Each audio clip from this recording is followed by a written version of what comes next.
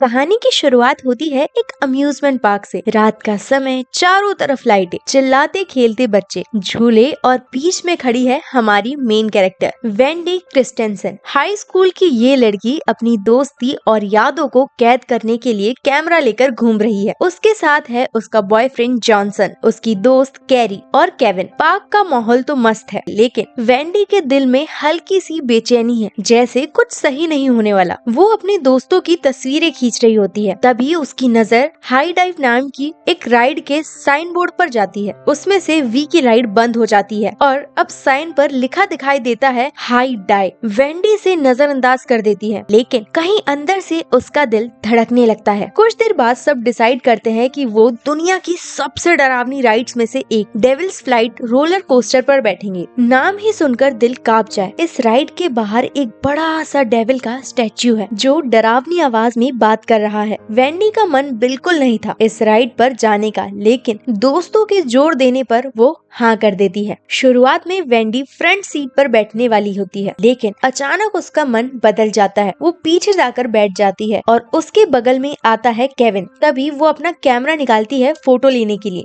लेकिन गार्ड उसे डांट देता है, no camera on the ride. Kevin भी मजाक में उसका साथ देता है, लेकिन उसी वक्त उसके हाथ पर सामने वाली सीट की च्युइंगम चिपक जाती है। ये छोटा सा डिटेल वेंडी के अंदर और बेचैनी भर देता है, क्योंकि उसने इसे अपनी नाइटमेयर जैसी फीलिंग में पहले ही देखा था। राइड शुरू होती है, सब जोश से चिल्लाते हैं। वेंडी का दिल तेजी से धड़क रहा है। बीच में उसके दोस्त का कैमरा हाथ से छूटकर नीचे ट्रैक पर गिर जाता है और वहीं फंस जाता है। तभी अचानक हाइड्रोक्लिस में गड़बड़ी आ जाती है। सीट बेल्ट ढीले पड़ने लगते हैं, रोलर कोस्टर के व्हील्स ट्रैक से हिलने लगते हैं और फिर शुरू होता है खौफनाक हादसा। एक एक कर गाड़ियां पटरी से उतरने लगती है। जेसन और कैरी की मौत वहीं हो जाती है। केविन किसी को बचाने की कोशिश करता है, लेकिन वो भी काट दिया जाता है। वेंडी की आंखों के सामने सब कुछ टूट फूट कर बिखर जाता है। आखिर में खुद वेंडी भी मौत का शिकार हो जाती है। रोलर कोस्टर की पटरी से उतरकर गिरती है और अंधेरे में चीखों की गूंज रह जाती है। और तभी वेंडी की आंख खुलती है। वो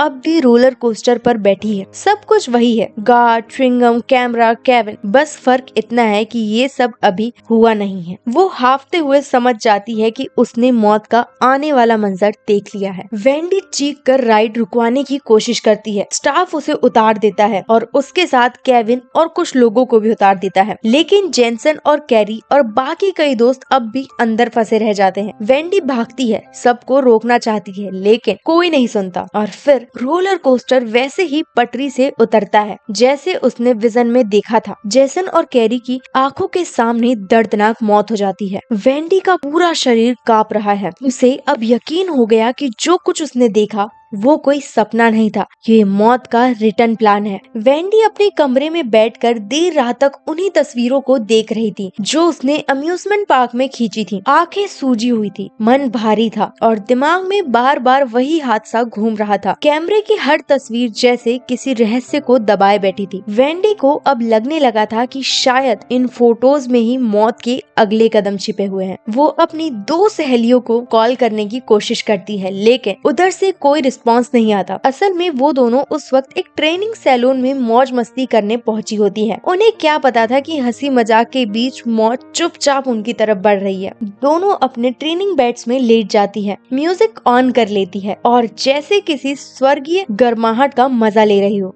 लेकिन एक छोटी सी गलती, ड्रिंक की बोतल पूरे खेल को बदल देती है। वो बोतल वोल्टेज स्टेबलाइजर के ऊपर रख दी जाती है और थोड़ी ही देर बाद उसके गिरने से सर्किट शॉर्ट होने लगता है। धीरे धीरे ट्रेनिंग मशीन का टेम्परेचर बढ़ता चला जाता है। शुरुआत में दोनों लड़कियां इसे मामूली गर्मी समझकर इग्नोर करती है, लेकिन कुछ ही देर में अंदर की कांच की दीवारें तड़कने लगती है। वो बाहर निकलने की कोशिश करती है, लेकिन ऊपर से लकड़ी की तख्ती फंस जाती है और दोनों अंदर ही कैद हो जाती है। अब उनके शरीर आग की तपिश से जलने लगते हैं। चिल्लाने की कोशिश करती है, लेकिन चारों तरफ सिर्फ मशीनों की गूंज ही और आग की गर्जन सुनाई देती है। आखिरकार दोनों जिंदा जलकर राख हो जाती है। वो तस्वीर जिसमें उनके पीछे एक पीली रोशनी वाला पेड़ नजर आ रहा था, अब अपनी असली सच्चाई दिखा रहा था। पीला आग, लकड़ी का बोर्ड और उनकी जलती हुई मौत। ये हादसा सुनकर वेंडी पूरी तरह से कांप उठती है। अब उसे यकीन हो जाता है कि मौत मौत हर एक को उसकी फोटो के इशारे के हिसाब से ले रही है। वो तुरंत केविन से मिलती है और उसे सारी बात बताती है। अब केविन को भी लगने लगता है कि वेंडी पागल नहीं है, सचमुच कुछ तो गड़बड़ है। दोनों मिलके अगले टारगेट की तलाश में निकलते हैं।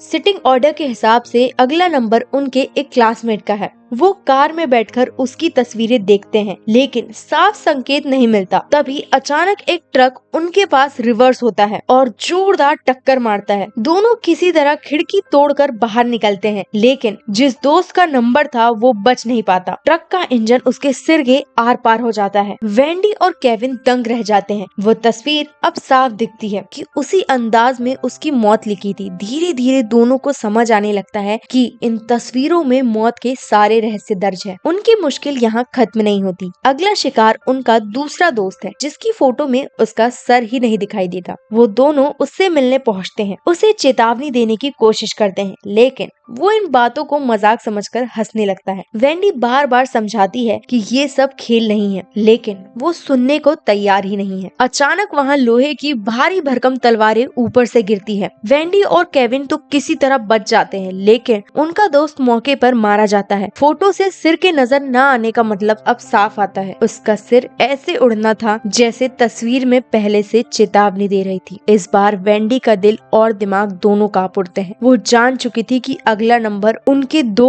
और दोस्त का है, जो उस वक्त हार्डवेयर स्टोर में काम कर रहे थे। वेंडी और केविन अब सीधे हार्डवेयर स्टोर पहुंचते हैं। वहां उनके दो दोस्त काम कर रहे थे, जो अगले टारगेट थे। दोनों की तस्वीरें में कुछ अजीब सा था, लेकिन पहली नजर में कोई साफ संकेत नहीं दिख रहा था। वेंडी बार बार अपनी तस्वीरें पलटती रहती, जैसे कोई सुराग छुपा हो। स्टोर के अंदर हर तरफ तेज धार वाले औजार, कीले, मशीन और ऊपर नीचे रखे हुए भारी सामान थे। वेंडी का दिल बार बार धड़क रहा था कि मौत यहीं कहीं घात लगाए बैठी है। अचानक ऊपर से धारदार औजार गिरने लगते हैं। वेंडी चीखते हुए अपने दोस्त को धक्का देती है और किसी तरह बचा लेती है। उसे लगा, हाँ, शायद इस बार हमने मौत को मात दे दी, लेकिन मौत इतनी आसान नहीं होती। जैसे ही सबको चैन आता है, अचानक एक नील गन का स्विच अपने आप ऑन हो जाता है। पल भर में सैकड़ों कीले उसके दोस्त के शरीर में भेद देती है। वो वहीं तड़प कर दम तोड़ देता है। तस्वीर में दिखा वो धुंधला सा इशारा अब साफ था। वो बोर्ड जिस पर नील लिखा था, असल में उसकी मौत की निशानी था। अब वेंडी और केविन को पुलिस पकड़ लेती है। उन पर शक किया जाता है कि ये सारी मौतें उसी वजह से हो रही है, लेकिन सबूत न होने की वजह से पुलिस उन्हें छोड़ देती है। दोनों अब और भी डरे हैं, क्योंकि उन्हें नहीं पता कि अगला नंबर किसका है। घर पहुंचकर वेंडी थकान से सो जाती है। उसकी छोटी बहन उसके कमरे में आती है और वेंडी को गुड लक चार्म ब्रेसलेट पहना देती है, क्योंकि उसे फेस्टिवल में जाना था। जब वेंडी उठती है और तस्वीरें देखती है तो उसकी आंखें फटी रह जाती है। उसे पता चलता है कि उसकी बहन और दोस्त उस रोलर कोस्टर में सामने वाली सीट पर बैठे थे, यानी अब मौत की बारी उसकी बहन की है। वो घबरा कर केविन को कॉल करती है। केविन पहले से ही फेस्टिवल में मौजूद था। वो वेंडी से कहता है कि पहले अपने फोटो देखो, उसमें क्या संकेत छुपा है। वेंडी अपनी तस्वीरें देखती है, लेकिन उसमें कोई साफ सुराग नहीं मिलता। बस उसकी टी शर्ट पर लिखा हुआ था मैकिनली। उसे समझा देता है